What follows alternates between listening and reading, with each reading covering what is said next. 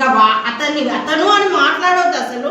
అలాంటి వాడిని ఇంట గెలిచి బయట గెలవాలంటారు.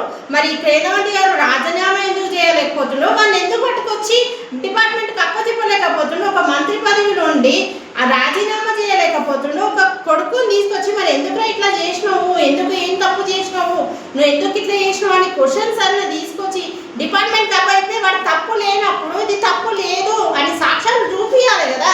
ఎందుకు చూపించలేకపోతుండు?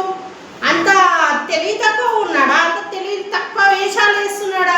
అంటే బీజేపీ ప్రభుత్వమే ఇంతనా? ఏది ఆలోచించకుండా చేయకుండా ఒక 200 మంది పోస్టులో ఉన్నాడు. నేను నాన్న కొడుకు ఏ తప్పు చేయడని ప్రతి ఒక్క న్యూస్లలో చెప్తున్నాడు.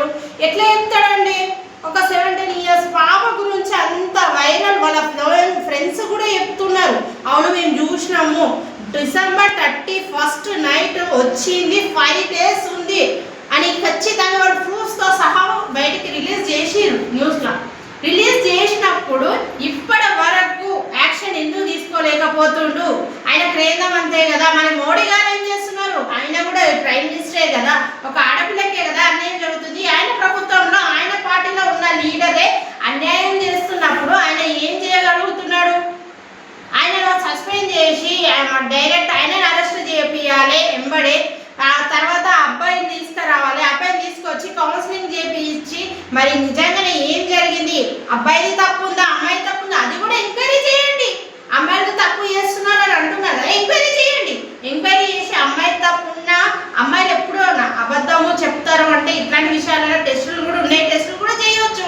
టెస్టులు చేసి అన్నీ చేసి ఇవన్నీ రిలీజ్ చేసిన తర్వాతనే మీరు అతనికి ఉరిశిక్ష చేస్తారా లేకపోతే డైరెక్ట్ కూసబెట్టి పెళ్లి చేస్తారా అనేది చేయమని చెప్పాలి. అంతేగాని మేము రాజకీయంలో ఉన్నాము, నా కొడుకు తప్పు చేయడు, నా కొడుకు శుద్ధ పూస సంసారి అంటే తప్పు. వెంటనే దీని మీద దయచేసి డిపార్ట్మెంట్ వాళ్ళు అక్కడ వీళ్ళు రాజకీయ నాయకులు వీళ్ళతో మాకెందుకు, వీళ్ళతో పెట్టుకోవద్దు అని ఇలాంటి ఆలోచనలు పెట్టుకోకుండా అండి దయచేసి పబ్లిక్ మాకు ఏంది ఉన్నారు, పోలీస్ డిపార్ట్మెంట్ వాళ్ళు ఉన్నారు, మాకు సపోర్ట్ ఇస్తారని సామాన్య ఒక లేడీ కూడా, ఒక చిన్న పాప కూడా వచ్చి న్యాయం చేయాలి మాకు అనేసి మీకు దగ్గరకు వచ్చి హెల్ప్ చేసే విధంగా మీరు దయచేసి ఇప్పుడన్నా మారండి. మారి కనీసం వాళ్ళని తీసుకొచ్చి వాళ్ళని అరెస్ట్ చేసి అతన్ని పబ్లిక్ కప్పెడతారా, పెళ్లి చేస్తారా, మరి అతన్ని తీసుకొచ్చి కేంద్ర మంత్రి గారిని తీసుకొచ్చి అరెస్ట్ చేసి కూర్చోబెడతారా అనేది మీ నిర్ణయం. కాకపోతే వెంటనే మాత్రం తీసుకొచ్చే ప్రయత్నం చేయండి, లేకపోతే స్ట్రైక్ వరకు వెళ్తాం మా పార్టీ నుంచి. ఎక్కడ బీజేపీ పార్టీ ఉంటే అక్కడికి మేము స్ట్రైక్ ఖచ్చితంగా చేస్తాము.